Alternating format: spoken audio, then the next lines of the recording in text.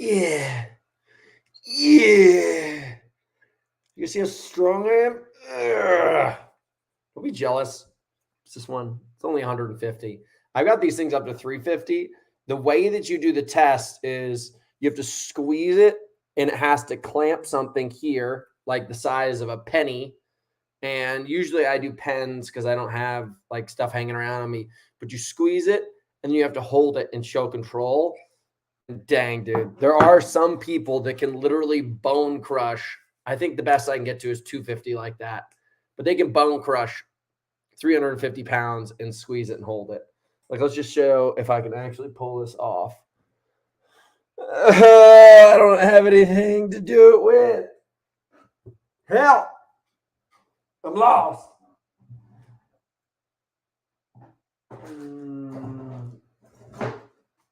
By the way, I've been digging through my house and getting rid of shit.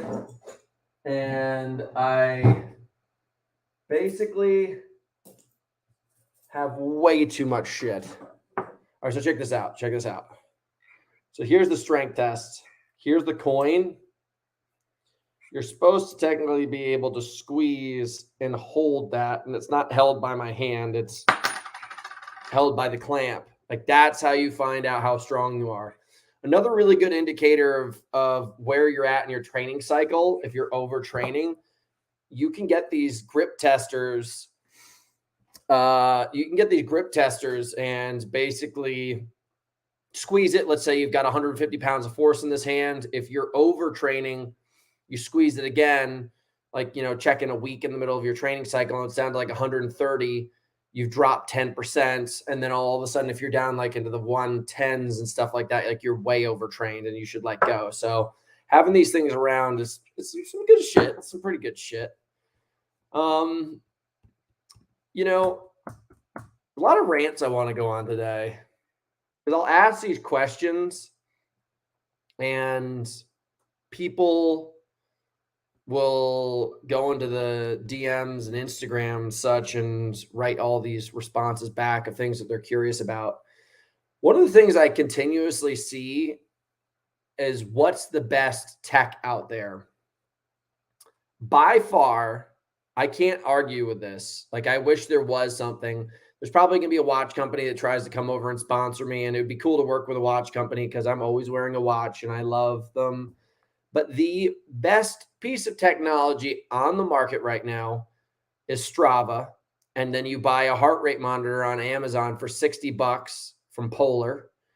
And the two of those things, because you're never like, the one thing that I always run into is, if you have a watch, you have to charge it. You have to have extra applications, all the information.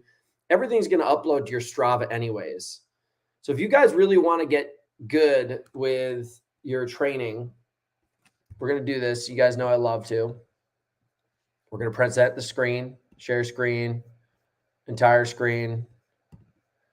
I think it's very worthwhile going to Strava and getting yourself the premium package. And it basically creates this whole data chart of you year after year. I mean, this one I've had since 2017. I had another one before.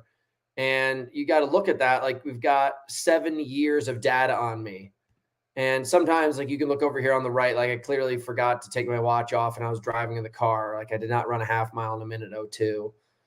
And I don't have a 346 mile, but you can clear that stuff out. But it will tell you how much you've trained all year long. And then you go in there and you click this, and you basically can find out everything about your ride. And you can find out all of your best segments. You can track your heart rate. You can see rides like this. This one's not a good one. But you can see over time, like, how much better you've been getting, which is insane.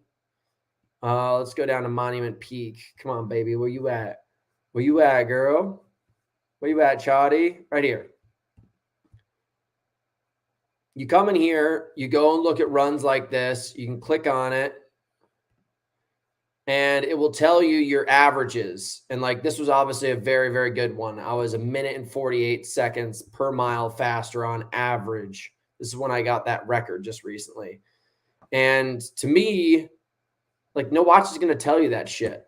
So just saying to you guys, probably don't want to waste your time spending so much money on things like if you're wearing a Whoop right now, you should go to the nearest bridge, you should throw the Whoop off, and then you should jump behind it. Yeah, I know the founder of Whoop's going to find me, and we are going to fucking fight in a parking lot, and I'm going to beat the fucking piss out of that guy for making a watch that doesn't even tell the fucking time. That's part of my rant today. If I catch you guys wearing a watch that doesn't tell the time, you're going to get a knuckle sandwich from your boy. Okay? Let's be real about this. Gosh, what else do I want to rant about? Oh, let's go in here. You guys know I like to read. Let's go into the library. I've been trying to read some books for you guys to get you some recent stuff. One of the worst books that I've seen in recent history, and I've seen it for such a long time, and I don't know why I didn't buy it until just now, but one of the worst strength and conditioning books on the planet has to be this Jailhouse Strong book by Bryant Josh Ben Shea Adams. Awful. Like, all the dude does is just tell stories about beefy men that have been in prison. I'm like, there's no tangible information here whatsoever for you to gain any information off of. And like, I really love to read books and then come and tell you guys about it. Like this Mass Made Simple book, amazing. Hardstyle kettlebells, amazing. Easy Strength, probably the best. Extreme Ownership, got some valuable lessons in there. Like, I've got all these books that I continue to read about. This is just the Kindle. I usually get most of my books in Apple Books, but fuck, do not get caught reading that book. I don't want you guys to waste your money on Jailhouse Strong. He's also got a lot of books.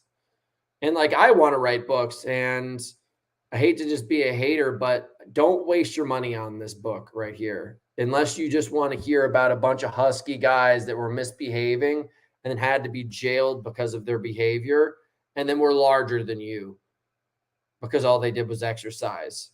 That is not a correlate book that could help anybody whatsoever. So don't waste your time. Yeah, Strava Premium is well worth it. Best merch in the industry, builder hoodies. Thank you. These builder hoodies, I lost all the money on them. Just to give you guys a heads up, it cost me $52 to make them, then to ship them to myself was more money, and then to ship them back to you guys, I lost all the monies. But I'm glad that you guys like them, because I did want to make a hoodie that everyone could wear and was like, I will die in this thing. So that's where the real pride comes in.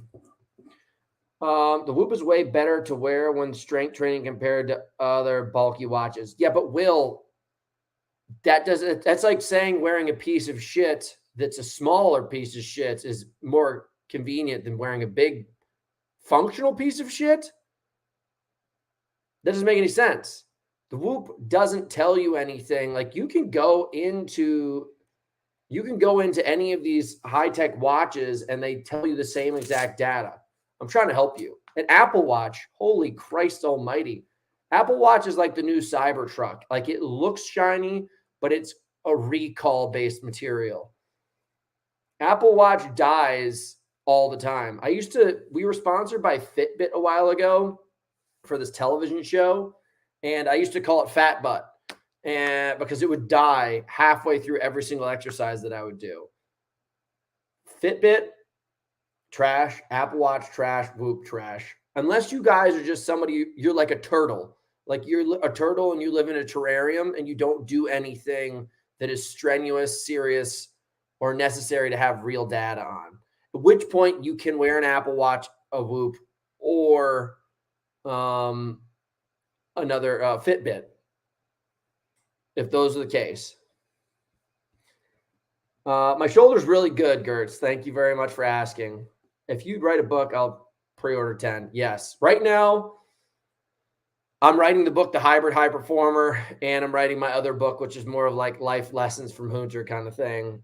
Those things are gonna be sick. Are Apple Watches good to track your workouts? No, they're not. I mean, you already have an Apple Watch. Just take your iPhone, which you're going to be carrying on your runs anyways. We all know everybody's got their iPhones on the runs. Buy yourself a heart rate strap. Save the money. Save the gosh darn money. It's not worth it at all. I think Koros looks like a cool company. I tried to talk to them for a bit, and they just weren't interested. They're just like, yeah, they didn't like me at all. What are you using for intervals to track treadmill? And well, I want everyone to know that iPhones do have a stopwatch feature on them, but guess what? Hunter McIntyre owns a cheap Timex, which I track my intervals on, and it's $60. And it's got a Velcro feature. Look at this. Hey guys, ho, hey, boom, bango. Yeah, I don't know if you expected that, but it can go 100 meters underwater. If you got in the bathtub too fast with your Whoop, the Whoop would die. The Whoop wouldn't make it. Like, let's just say all of a sudden World War III breaks out, which we're on the verge of. And you're like, hey, Whoop, let's go. Whoop would be like, nah, man, I'm just going to stay back here and I'm going to charge up a little bit so I can keep track of your stress score just in case things get out of hand. Whoop sucks. Same with Apple Watch and Fitbit in that regard. Are the podcasts not being put on Apple Podcasts anymore? I don't know. I don't really pay attention that much. We're doing a more professional podcast now. I got a whole studio and everything. These are just, I log in and I go live with you guys and I go on rants. It's fun. I use Polar heart rate monitors and Garmin heart rate monitors. Antonio Lopez. Heart rate belt. Yeah, there you go. Nicoir. Thoughts on ridiculous Hyrox times in Berlin and blah, blah, blah. I'll just be honest, guys. I'm not allowed to talk about Hyrox anymore outside of my own times because last time I decided to share my opinion, the entire Hyrox staff privately messaged me and told me that I was a bad person. So I run Hyroxes. I don't pay attention to them. Garmin here too, got a secondhand Facebook marketplace. Do you think there's any specific? Do you use anything just specific to monitor recovery like Whoop? I mean, you guys can get what's called a pulse oximeter. You can get a pulse oximeter and you can just test your heart rate and you'll know. Keeping track of your heart rate's the only thing that's really important. Okay, guys, let me just tell you something. The test is this. In a normal week where you're not super stressed out, test your heart rate every single time when you wake up and get the number of it. Let's just say it's 50 beats per minute on average for 10 days straight. Then you're going to keep on training. And if you feel like you're overtraining, put that same test on, put the pulse oximeter on. And if your heart rate's about 10% or more higher than it is on average when you wake up in the morning, it means your body's stressed and you need to cut back a little bit. That's it. It's cheap math. Or you could go into an app and spend $200 to buy the product and then $20 a month to keep track of the product. And it's never going to give you any information that I don't have for way cheaper. Like an international Hyrox relay. I'm not doing any triathlons this summer. I am going to focus on doing the hardest mountain bike race in the world on June 28th, 29th. Very excited. Okay. I want to talk about, last week I was telling you guys that I wanted to talk about my, what is it called? Hyrox simulation. So it was a test week last week. If we go back into here, we're going to share the screen again. Present. You guys know I like to do this. Present entire screen. Boom, boom. We're going to go back into Strava, the thing that I told you guys you should all have, but nobody's been listening. No profile. So you guys can see that I had, this is where I started training and peaking, like pushing again. Like, right here was just Hyrox. This is, what is it called? January, I did the Hyrox doubles. I started picking up. Then I crashed my bike. Then I started picking things up again. I pushed. I came down a little bit. I had a little bit of a cut down week. And then I had this last week, which was a test week. And I knew that I wanted to do a Hyrox simulation, which I hadn't done since November. Now, you guys may or may not believe me. And you know me. I'm a chronic liar. I ran a Hyrox sim in 49 minutes and basically 10 seconds. What the fuck just happened to that thing? Okay, here we go. Now, there was no rock zone like there is where your guys' races, but I had a rock zone that was probably about, 5 to 10 seconds per station, where sometimes it's about 30 seconds, up to 30 seconds per station in certain places. So definitely 10 seconds per station. So basically, you guys can see my runs here. I put the treadmill at 5:15 and I left it there the entire time. So the 1, 2, 3, 4, 5, 6, 7, 8 runs. There you go. And I went out and I tested this thing. The last time that I did this, I did basically a low 52, and this time I did it in 49:10. So you can obviously see that there was about a 3-minute gain.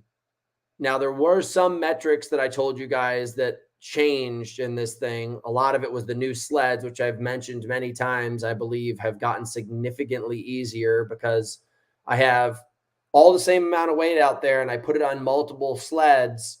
The easiest ones are these new ones by Center, which are amazing sleds, by the way. Like, if you guys are going to invest in money in buying this equipment, I've got nothing bad to say about Center. That's not the point of this conversation. It's really, really good tech equipment. Some of the things I'll show you guys, if we put the heart rate on top of this, the one thing that was really interesting is I was able to keep my heart rate down for a very long period of time. Now, you guys can see I'm in the 160s and I only hit the 170 here at like the 13-minute mark. And now I'm still in the 160s at the 17-minute mark. Now at the 19-minute mark, we're back at 170. Now we're back down under 170. At the 23-minute mark, we're basically above 170. Now we're back down. I think this is probably the rower in the 160s.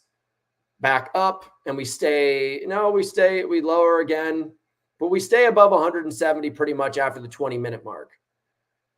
I will tell you guys right now, there's never been a time in my entire career where I've been able to keep my heart rate that low before. Now, I've been talking to you guys about this, where a lot of this has to do with the fact that I've pushed myself harder this year than ever before to lose weight. The best way for me to explain that to you guys is imagine having a 20-pound weight vest, which I've lost so far this season, and trying to do the same amount of work. It would just be exhausting. So at this point, it's very obvious things are starting to work out in my favor.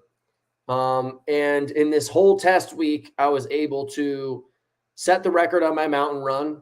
I was able to set a record on my Hyrox sim. And then I did one other thing, which was really impressive for me. I haven't been on my mountain bike since I crashed a couple months ago. So I'm not really in mountain biking shape, but I was able to go out the day afterwards and do this 33 mile bike ride, basically, with 4,600 feet of climbing in 2 hours and 30 minutes. Like, that's a new record for me on that same route. So everything is working really well. The reason why I'm telling you guys this is if you go back and you looked at that chart that I was designing for you guys, if you want to learn about training, you should push for about 8 to 12 weeks and then have a test week like this. I pushed my body so much to the limits that I was supposed to be at Rich Diaz's house right now. And I was supposed to be doing work with him, but I was so overloaded that I just didn't get on my flight yesterday. And I told him, I said, listen, man, like I'm feeling sick and run down. Like I got the scores that I wanted, but I just won't be able to, I will not be able to perform the way that you're going to want me to. And that's great. Like that's exactly what we want to do. So the information is that I want to tell you guys about is every 8 to 12 weeks, you want to have a big test week. Really find out what's going on. I decided not to do strength because I had hurt my shoulder. There's just no point in trying to move weight when we already know that I'm protecting it rather than trying to strengthen it. Afterwards, have no ego. Take some time to get back into training. Like we have 7 weeks left. The reason why you do these tests is you have enough time between there and a race that's really important to make last minute adjustments. So I highlighted the stations with my coach, Jacques Devore. We worked on everything. We perfectly isolated the movements that need to have the most amount of work to get the most amount of gain. And we're going to work on just those things leading up to championships. So that's the reason why we did it. That's how you should do it. You know, I think you guys should try to make that simulation and that test week as much of like a scientific project as possible. Put some fucking gates around the thing. Don't do anything crazy. Don't go out drinking. Don't go out on dates. Don't go out and do anything odd. Just focus on those actions. And then afterwards, you can get back to whatever you want to and collect the data, move forward. That was my rant. Do you have a pullback period in that 12 weeks? Yeah, you deload every like 4 to 5 weeks. You got to. I'm 17. I am training for my first Hyrox in 6 months in Amsterdam. I weigh 144 pounds. It's great running and I have martial art background. Do you have tip for training for me?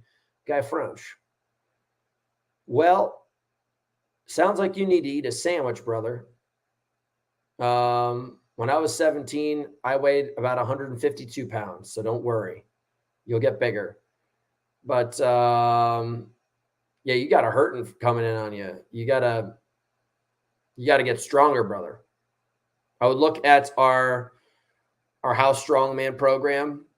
If anybody has got the guts and the time, like go and get our 20 rep back squat program that's designed specifically for Hyrox. It's not designed for powerlifting. Like if you guys want to know a little bit of where I found it, let's see here. Paula Quinn, search my Kindle, all titles, books. Let's see here, library, notes. Search your Kindle, Paula Quinn. Okay, so this program right here, where the fudge did you go? Present, share screen. If you guys want to read a good book, now this does not mean that because you're reading this book that it's going to, you should do everything that's inside of this book, but workout systems, 15 proven weightlifting protocols right here to develop maximum muscle. This 20 rep back squat program is probably the toughest and most beneficial program on the planet. I think you should only lift twice a week on this program, 3 times a week. If you're a pro bodybuilder, power lifter, you can do 3 times a week is what our program is. But I'm telling you right now, if you guys go and read about this, it's pretty freaking diesel weasel. And you can see you do that 20 rep squat and then you go and do these movements afterwards. And there's not a ton of volume. It's a 1 times 20, a 3 times 12, 3 times 15. It's just that one movement, and then everything else is just balancing it out. Homie, I would invest in that, and I would do it the best way possible. I would do that. If you're 6 months out, dude, I would do 8 weeks of strength training right now, and then I would spend the next 4 months focusing on it. We have a 20 rep squat program on housetraining.com. That's 100% what I would invest into. And anybody who tells you otherwise is an idiot. Because 144 pounds is basically like a kite. Going soft, not speaking his mind about Hyrox. I miss the old hunter. Listen, pal, it's not that I've gone soft. I just have taken my energy and put it towards things like my supplement company, this podcast, and our training company. And I stopped caring about other people's businesses and what's going on. And my life got so much better. It was an amazing shift in my life when I stopped caring about how Spartan Race was screwing things up, how Tough Mudder was screwing things up, like how these companies that I was participating in were doing things that I didn't really like. And then I just recognized, I was like, I'm just a little chess piece on the board. I was like, I'm going to build my own board. And ever since I started doing that, woo, your boy is fucking killing it. Life is good. Not only am I a Titan, like I am the biggest warrior on the field, but I also own the kingdom now. And that shit's good. That shit's real nice. Once you can figure out that life hack, it's good. I would say to everybody, take the power into your own hands. Don't ever give it to anybody else and start complaining. No point. Easiest way to beat losers is by being a winner. So focus on that. Tips for shin splints: ride a bicycle. Stop running so much. And you're probably doing too much running and probably sled training at the same time, which is stressing out your calves. You may not even have shin splints. You might just have a ton of stress going through your soleus. I think a lot of people don't recognize as they go out there, they start running really hard. They start pushing sleds like 2 to 4 days a week, and then they wreck their calves, and then they never get back into shape again. So be careful. There's a reason why you see Hunter McIntyre on a bike all the time. Wink, wink. Got an Ironman coming up in October. Did a couple 70.3s, but curious what the difference between a half Ironman and a full Ironman is. One person is a pussy and the other person's a real man. I told my friend Kyle that. I said, why would you do half of anything? That seems like a soft decision to make. Why don't you just go do the full thing? And he leveled up and got it done. And I would tell you it's nutrition, 100%. You're only probably going to change your output of power by about 10 to 15% difference. But so let's just say like you could hold 300 watts on the bike while doing a half Ironman. You're going to do 270. You're going to do 270 during an Ironman. You know, that's your deal. That's just the truth of it all. But your nutrition's the most important thing by far. You know, my thing is I did 2 scoops of Builder every single bottle, and you're taking it down a bottle plus every single hour. And then from there, you are taking in 2 to 3 gels every single hour without fail. I would lean towards 3 gels. On the bike, you need to eat more than anything. And then on the run, you need to maintain because your stomach's going to start to twist up and everything. The bike, it needs to be a buffet.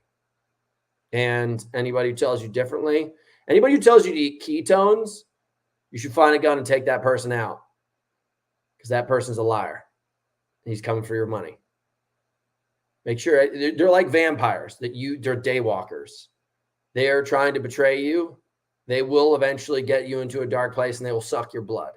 Anybody who supports ketones, just letting you know that right now. What's your advice for 12 weeks out for starvation? Well, first of all, I would not train with Caleb. Caleb's cursed. I would say that I would do every 10 to 14 days, I would do as realistic to a race effort as possible.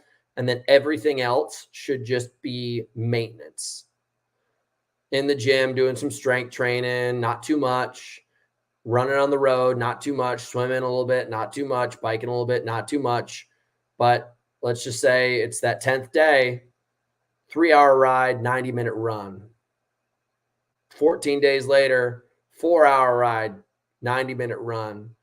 Another 14 days later, 6-hour rides, 60-minute run. And like, I know it sounds crazy, but that's what's you just need to harden your body towards that one effort. Doing intervals in the pool ain't going to do shit for you. Swimming in a triathlon does not matter unless you're a pro. Just telling you guys the damn truth about everything I could ever share. Can shin splints come from being overweight and trying to go harder on running? Yeah, for sure. Your body's not used to running and you're overweight. Sorry. Ride a bike. Ride a bike. Can any men in Elite 15 actually fight? No. Not a chance. Real size of those guys. I'm not trying to work out with Achilles tendon injury. I haven't run 2 months. The scariest injury and can't rupture. Have you experienced Achilles tendonitis? Well, you're probably not going to want to do that. Spend time on the skier, spend time on the rower, like get away from anything that's going to stress you out. You need a good 3 to 6 months, dude. You try to rush it, you'll lose it again. All right. I did go on my rant. I did talk about Monument Peak, getting those records. Worst book, Jailhouse Strong. God, I want to get the author of that book on here. Tell him, stop fucking writing books. Ooh, wow. Don't open your phone. You get too many emails, shit that you don't want to read. Has anybody seen this new Meta AI thing? Scares the shit out of me. Did you guys see this new thing, the incognito mode? This is so crazy. So you know you can't trust any of these companies. Google has an incognito mode, and it's not supposed to track your data. Like that's the whole point of it. And they just got caught using it to track data. And dudes just can't trust these guys. That's why I want to live in the woods. Are you into reading, Hunter? Man, I want to punch you in the face. Whoever just asked that question. You know better. You know better. For you porn. Yeah, no, it's not for you porn. Okay, sorry. I was going to answer these questions. If you guys have questions, you can ask in the sidebar, but I'm answering these questions that people asked on the Instagram. How to run fast while bulking? You shouldn't. This is from Mirage Rock. You should spend 8 weeks bulking and not doing anything else. You should just letting you guys know, if you're bulking, stick to bulking. You can't have one ass and ride 2 horses. Don't be foolish. Am I coming to London next week? No chance. Why are you not participating in more races before World Championships? Because I'm training. Racing doesn't necessarily make you better at competing. Training makes you better at competing. And unfortunately, in our sport still, there's no money to be made. If you go look at sports for people competing at a very, very at a reoccurring level, like triathlon, these triathlon systems have extremely beneficial payment structures for people who race a lot, and they want to do it like that. And basically, there's no payment structure in Hyrox. No offense to Hyrox, I get it. They're a new business, but I'd rather train and win than race to make money, which a lot of sports do. Like if I was a marathon runner, I'd run all the time. I'd be a mega millionaire. What size tights do you wear in the half 247 tights? I want to buy some. Coach Manny. I wear a large, but you probably don't have a big butt like I do, so you probably got to wear a medium because you're weak and small. Not a question, but you're my favorite athlete of all time, BB Coulter. It's very nice.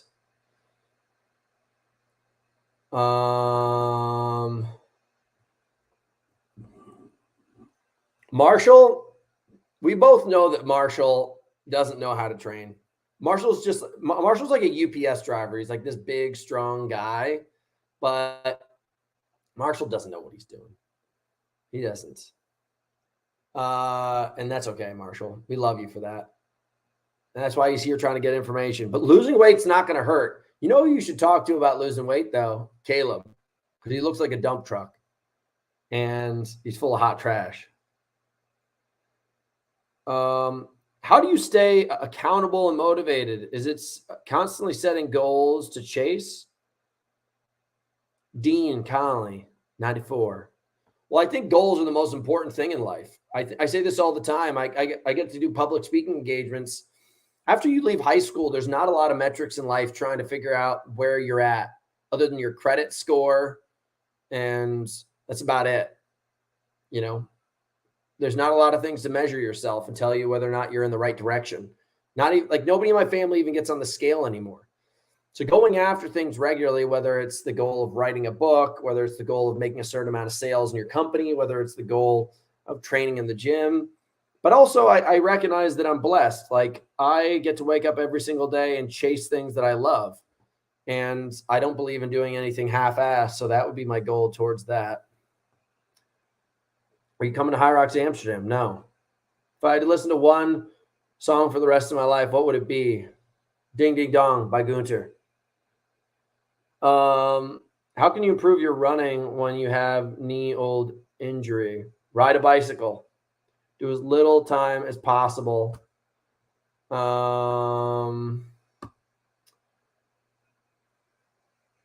do as little time as possible running. Am I natural? Of course not. Advice for somebody aspiring to become a professional athlete. You got to train with better people than yourself, dude. You got to be around people that will push you to the absolute limits. If you're the biggest fish in the tank, you're in the wrong tank, bro.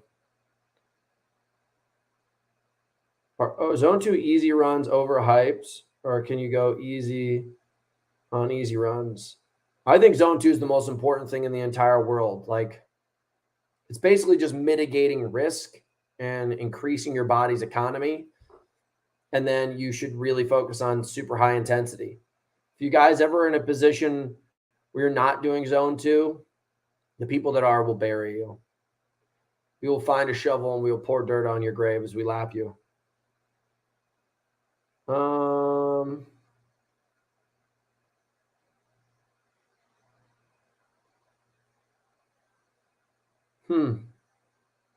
a lot of really good questions.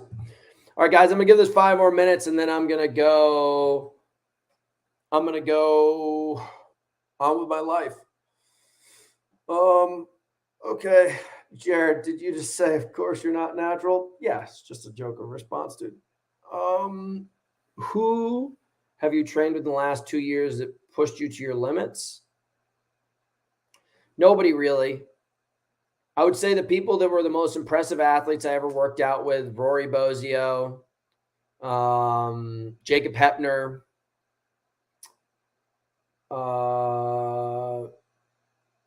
John Yatskow when I used to do Spartan Race. But, I mean, that guy was a monster. And he would push me to my limits all the time. There was not a lot of people that did. There's a lot of commonality. Like, so Jake's coming out here. He's Elite 15 guy right now. He's going to come out and train me for the next 2 weeks, and we're going to push. And what I've noticed a lot of these guys do, and this has nothing to do specifically with him, is they all come out and everybody tries to go all in. Everybody goes to try to go all in on the first couple of days, and then they bury themselves. Like right where I'm right now. They did so much last week that they can't survive into the next week. They don't even get into the halfway through the first week. So you just got to be careful. Most people never get to show their true strength. In a training cycle, you got to think about it. It's stretched over 8 to 12 weeks. Right now, I have 7 weeks till World Championships. I have to take 100% and I have to divide it about 6 times. And I have to spread it out perfectly and let it really enhance itself rather than going 100% the first 2 weeks, crashing, and then trying to build out of a hole. You got to be careful with these people. Some things I want to tell you guys about. If you're in Anaheim, I'll be racing Anaheim, and I'll be racing at the very, very end of the day. Very, very end of the day. And so if you guys want to come watch, it's going to be a show. I'm going to burn that shit up. And then from there, I don't know what to tell you. We've got Nice coming up June 7th. Obviously, I look forward to seeing you guys there. We are going to release this information. I'll be doing a gym tour across all of Europe, July 1st until basically August 1st. So if you guys have a gym that you'd like us to come educate people at about sports performance and fitness racing, Hyrox specifically, we'll come do it. I'm very excited about it. I'll be just driving around in a car, all eating pizza, drinking booze, having the time of my life, going to beaches. I'm taking that whole month off. I just need to relax. But I want to educate. And also, we have what's called like our total body challenge, our summer shred challenge, where we're going to be teaching people how to strength train properly in the off season. The most overrated thing in our sport is strength training. I think people go in the gym and do strength movements, but the majority of people that I see working out don't actually get stronger. They just never do. They are always in the gym just moving their body. Like if you want to be an athlete and perform, you have to push some metric, whether or another. You have to get faster, you have to get leaner, you have to get stronger, you have to do something. Off-season strength training is so important. I'm watching so many athletes out there. They're either opposite side of the spectrum, great runner, great strength athlete. We will teach you how to properly strength train for the sport. That's going to be starting July 1st. That's going to be epic. I'm really excited to tell you guys that we've completely rebranded Builder, like completely rebranded it. And that's going to be coming out in about 2 weeks. We will have the whole new website drop, everything. Like it's awesome. Like we've really done our very, very best to educate you guys how to find strength and purpose and a community inside of what we're doing. And my supplement company is the number one focus of it all. I love the coaching side of it, but I've recognized that I can touch way more people with our business of supplements and education system there. So very excited to show you guys that. I'll answer some of these questions that I'm out of here. How many people support your everyday in your training? I have one main coach. I have one nutrition coach. I have Rich Diaz, who's just been somebody I talked to about running form and performance for a long time. I have a mental coach, and someone helped me out with body work. So there's about anywhere between 3 and 5 people any given week working with me. It's not a one-man show. A lot of work going into this. Hi, Hunter. Can you share what you look at? I don't use Elite HRV in the end season. I don't care. Off season, I'll mess around with it, Jonathan. But HRV is one of those kind of things that's cool, but I haven't gotten sold on it yet. My opinion of open versus pro division, would you go? No, I mean, listen, I've been racing pretty much longer than anybody else. I won't touch the open division because I think it's supposed to be for open athletes. I know that record just went down, and like we can clearly crush that record at any time, the pros, but I figured it was cool for amateur athletes to have that record. It's whatever, Gym box, elephant castle. I don't know what that means. Last week of spring fight to fat. I'll be ready for summer shred. Let's go, baby. Who's winning? Who's winning between Nick Hoyer and Jared? Yeah. All right, guys, it's been 45 minutes. If you guys don't know about what we got going on, House Training is our training company.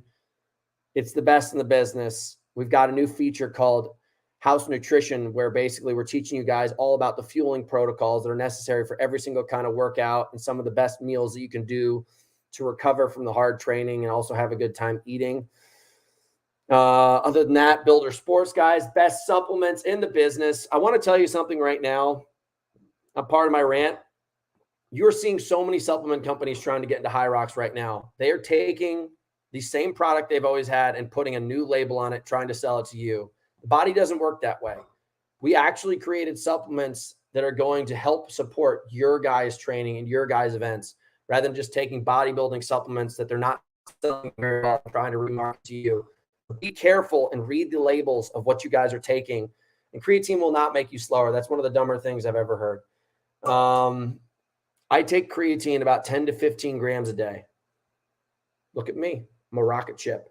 Only thing it can do is it can mess with your gut track. If you're not good with consuming creatine, you can shit it all out. So be careful for that, but it's not going to make you slower.